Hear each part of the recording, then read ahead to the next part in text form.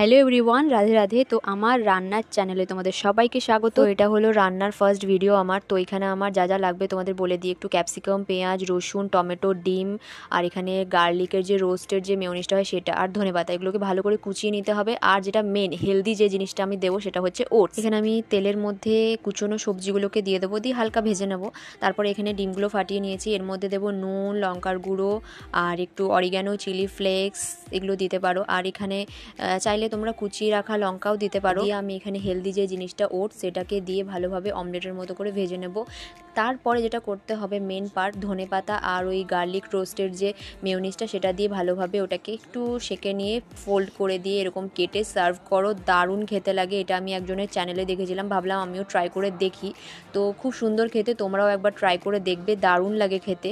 এটা রিভিউ আমি সত্যি দিচ্ছি, অনেস্ট রিভিউ, এটা সত্যি ভালো ছিল। তোমরাও বাড়িতে একবার ট্রাই করে দেখো, সত্যি খুব ভালো হয়েছিল খেতে। তো তোমাদের যদি রান্নার চ্যানেলটা ভালো লেগে থাকে তো লাইক, কমেন্ট, শেয়ার করে দিও। বাই।